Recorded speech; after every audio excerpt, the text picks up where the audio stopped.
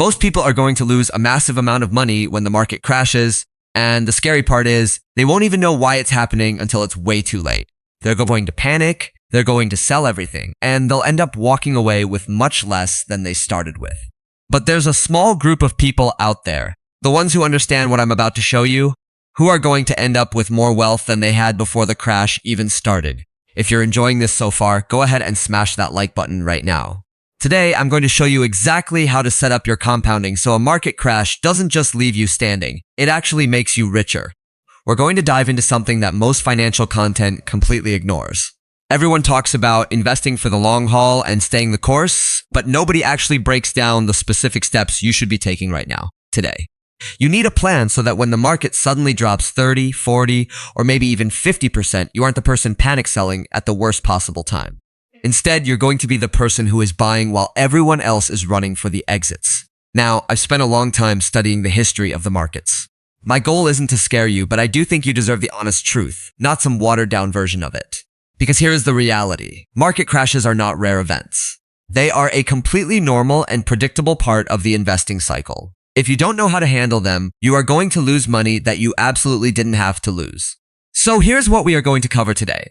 First, I'll show you exactly how compounding works in a crash, because it behaves differently than most people think. Then, I'll walk you through 3 specific things you can do right now to prepare. Finally, I'll show you the real numbers that prove why prepared people always end up ahead. Hit subscribe and tap that bell so you don't miss our next deep dive. But here is where things get really interesting. Part 1, the problem nobody talks about. Compounding is actually very fragile. Here is something that took me a while to really understand. Compounding, where your money earns a return, and then those returns earn their own returns, is one of the most powerful forces in personal finance. Albert Einstein supposedly called it the 8th wonder of the world. But there is a side to compounding that nobody talks about. It's fragile. I don't mean that it doesn't work. It definitely does. The problem is that most people don't understand how compounding interacts with a market crash. Because of that, they do exactly the wrong thing at the worst possible time. Let's look at a simple example using real math to see how this plays out. Imagine you invest $10,000. In year 1, you earn a 10% return, so you now have $11,000. In year 2, you get another 10%, and now you're at $12,100. This is compounding doing its thing. But now imagine that in year 3, the market takes a hit and drops 40%. You aren't at $13,310 anymore, you are sitting at $7,260. You've lost everything you made in years 1 and 2, plus a big chunk of the original investment you started with. But here is the crazy part that almost no one realizes about getting that money back. To get back to $12,100 from that $7,260 low, you don't just need a 40% gain to break even. You actually need a massive 67% gain just to get back to where you were before the drop. This is because losses always hurt your portfolio more than gains help it. This concept is called the asymmetry of losses, and it is the most important mathematical idea in finance that almost nobody talks about. This is why people who panic sell during a crash often never fully recover. They sell at the bottom, lock in the loss, and then miss the recovery entirely. Wait until you hear how much money you can lose by missing just a few days of market growth. A study from Fidelity found that if you put $10,000 in an S&P 500 fund in January 1980 and just left it alone until the end of 2022, you would have over $1,082,000. That sounds like a dream, right? But here's the part that will blow your mind. If you missed just the 5 best trading days in those 42 years, that is only 5 days out of 10,000.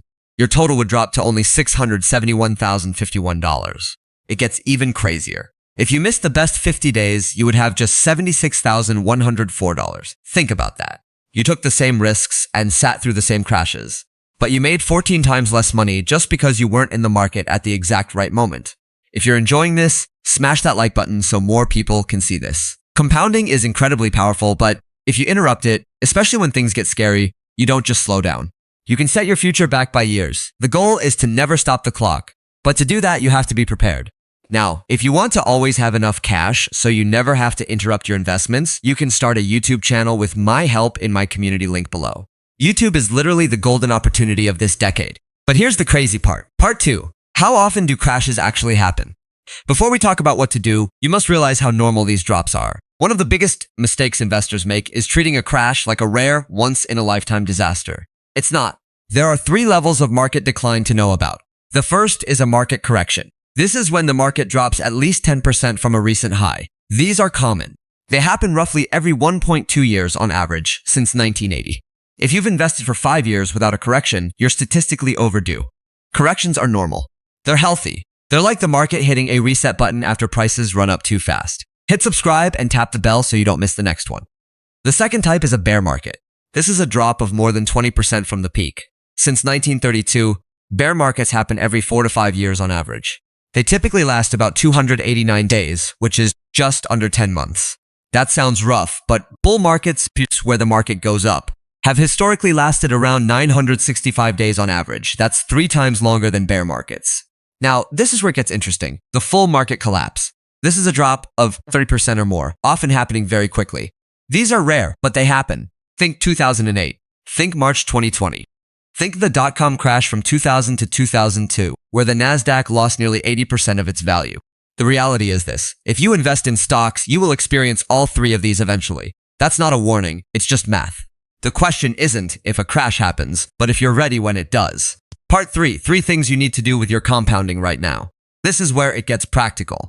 Take these 3 actions today, not when the crash happens, because by then it will be too late. The third step is the most important, because everything relies on it. Step 1, protect the foundation. First, you must make sure you have a solid financial cushion that you will never touch, no matter what happens in the world. Before we move on, which of these market drops sounds the scariest to you? Drop your answer in the comments below. I'm talking about a real emergency fund. Not just 2 weeks of cash, but 3 to 6 months of living costs in a high-yield savings account, earning money while it waits. If that sounds like a smart move, smash that like button. Here is why this matters more than most people realize. During a crash, people don't just lose money in their portfolio. They often need cash for real-life emergencies like job loss, medical costs, or car repairs that always seem to happen during economic downturns. Without an emergency fund, they are forced to sell investments at the absolute worst time to cover expenses. That's not bad luck, it's bad planning. An account earning 4 to 5% interest isn't flashy and won't make you rich alone. But it is the shield that stops you from being forced out of your long-term investments right when they are on sale. Think of it as insurance for your compounding. But here is the crazy part that most people miss. Before we dive into the next step, if you're enjoying this, hit that subscribe button and tap the bell icon. It really helps the channel, and make sure you don't miss our next video on building wealth. Step 2 is setting up dollar cost averaging and automating it. It sounds simple, but the data behind it is genuinely remarkable. Instead of trying to time the market with a huge pile of cash, you invest a fixed amount at regular intervals. It could be every week or once a month. It doesn't matter what the market is doing. When prices are up, you buy fewer shares because they cost more. When the market is down, you're buying more shares because they're cheaper. Over time, this naturally brings down your average cost per share. During a crash, this does something amazing. It automatically speeds up your buying right when prices are at their lowest.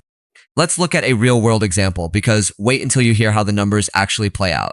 Imagine you invest $200 every month into a broad index fund. In the first month, shares are $20 each, so you buy 10 shares. Then the market crashes. In the second month, shares drop to $10. That same $200 now buys you 20 shares. By the third month, the market starts to bounce back to $15 per share, and you buy about 13 shares. After just 3 months, you've invested $600 and own 43 shares at an average cost of just under $14 each. If the market had just stayed flat at $20, you would have only bought 30 shares. The crash actually helped you pile up more assets. This is why market drops aren't disasters for people who are ready. They are huge discount events. Now, this is where it gets interesting. The most important word I used was automate. You have to set this up so it happens without you having to make a choice every month. Why? Because when the market is tanking and your portfolio is bleeding red, your brain is going to tell you to stop. It's going to tell you to wait until things settle down. That feeling is exactly when you should be buying more. By automating the process, you take your emotions out of the driver's seat. Step 3 is to get your portfolio properly diversified before the crash even starts. This might seem, but most people aren't actually doing it the right way. Diversification doesn't mean owning 10 different tech stocks. It means spreading your money across different asset classes, industries, and even different parts of the world. That way, when one area gets hit hard, your other investments can cushion the blow. Which of these asset classes do you trust the most? Let me know in the comments. Here is how I look at it. A solid, diversified portfolio for a long-term investor might look something like this. You might start with a solid foundation in a total US stock market index fund, then add some exposure to major international markets, a small slice of developing economies, some bonds for safety, and maybe a little bit of real estate through REITs. Your exact percentages will change based on your age, how much risk you can handle, and your overall timeline. But the core principle is always the same. You never want to put all your money on a single bet. But here is the really interesting part about why this matters for your long-term growth. When one specific part of your portfolio takes a dive, you have the chance to rebalance. Rebalancing just means selling a little bit of the assets that have done well and using that money to buy more of the ones that have dropped in price. This is basically a way to force yourself to buy low and sell high, which is the exact opposite of what most people do when they get nervous. Over time, this simple habit significantly boosts your returns because it keeps your compounding engine running across your entire portfolio, not just the few parts that manage to survive a downturn. Now, this is where it gets even more challenging. Diversification is actually much harder to stick with during the good times than the bad times. When one specific stock or one sector is absolutely exploding, it feels totally wrong to move any money out of it. I mean, why would you ever sell a stock like Tesla when the price just keeps going up and up? But that kind of concentration is exactly what leaves people completely exposed when the inevitable crash finally hits. Just look at the history books. During the 2008 financial crisis, banking stocks plummeted by over 55%. During the dot-com bubble, tech stocks lost more than 70% of their value. The people who were heavily invested in just those sectors didn't just lose some cash. Many of them lost decades of compounding progress that they can never get back. And if you want another way to diversify your portfolio, you could even look into starting a YouTube channel with my help in my free community. You can find the link right below this video.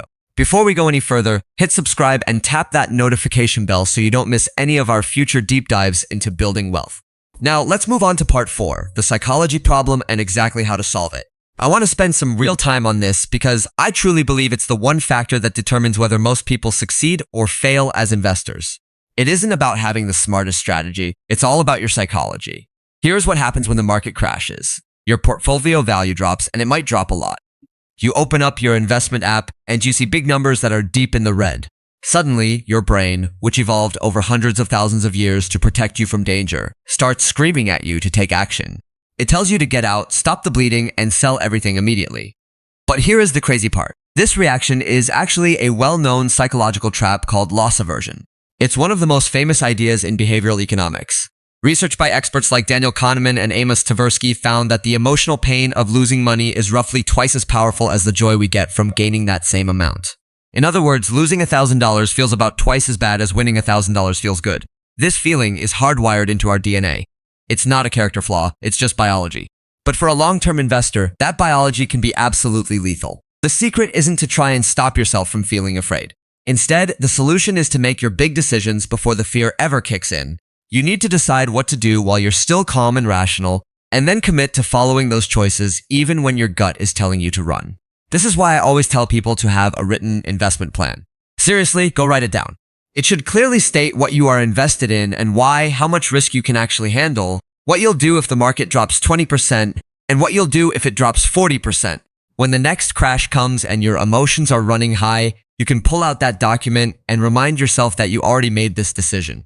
You already knew this would happen, and you've already decided exactly what to do. Let's look at a powerful story from investing history. It's about a legendary fund manager named Peter Lynch. He ran the Fidelity Magellan Fund from 1977 until 1990, and his results were absolutely incredible. He averaged a return of 29.2% every single year during that time. It's one of the best records in history. But he noticed something really strange. Even though the fund was making nearly 30% a year, a lot of the people who invested in it actually lost money. Why? Because they bought in when things were hot and everyone was talking about it. Then they panicked and sold as soon as the market dropped. They let their emotions take over and ignored their plan. You have to be smarter than that if you want to win. Part 5. What the data tells us about staying in the game. Let's look at the actual numbers because I want you to have a crystal clear picture of what compounding looks like when you do it right versus when you make emotional decisions. If you're enjoying this, smash that like button. We already mentioned that Fidelity study showing that missing just the 5 best trading days between 1980 and 2022 cut your returns from over $1,082,000 down to just $671,051. That's a massive difference of $411,000 just for missing 5 days of action.